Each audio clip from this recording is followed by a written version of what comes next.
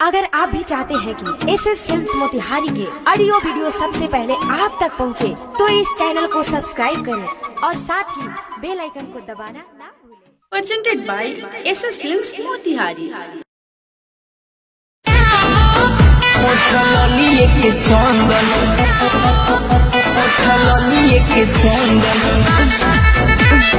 Music by संगम।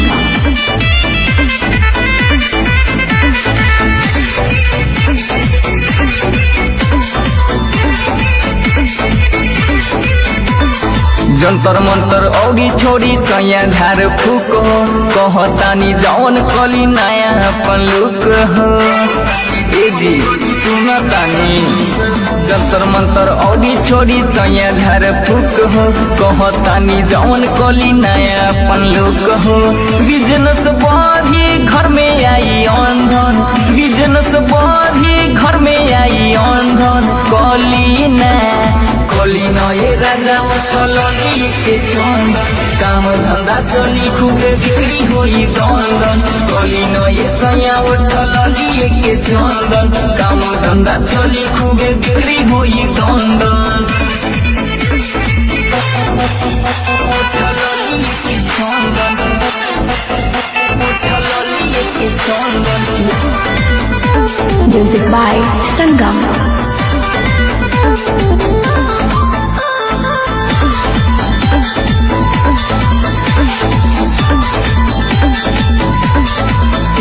मराइल बाटे मोती तो देखाई अगरबत्ती, छोरी नहीं राजा बारे संपत्ति। सुनतानी मराइल बाटे मोती तो देखाई अगरबत्ती, छोरी नहीं राजा बारे संपत्ति। घर में चली न बजा दी तनी कंगन। कली न ये राजा चलनी के चंदन, काम धंधा चली खूबे बिक्री होई दंदन।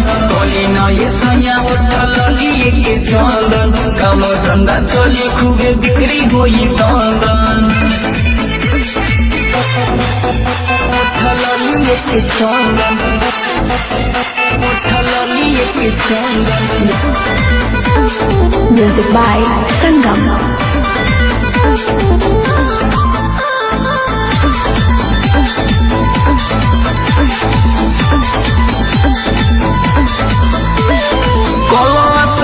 पिया दे तू ध्यान हो, चुमा लेके जइबो तो बनल रही काम हो। ए जी स्नान पिया दे तू ध्यान हो, चुमा लेके जइबो तो बनल रही काम हो।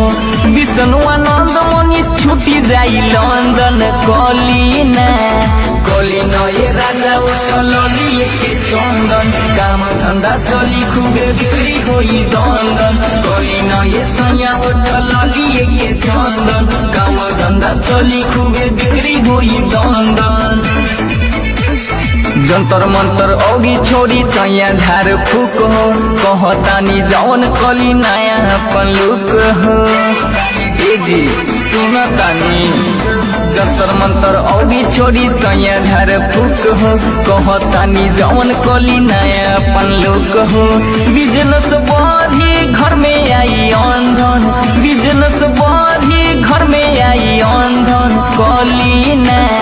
कली न ये राजा चलनी के चंदन, काम धंधा चली खूबे बिक्री होई दंदन। कली न ये सैया चलनी के चंदन, काम धंधा चली खूबे बिक्री होई दंदन।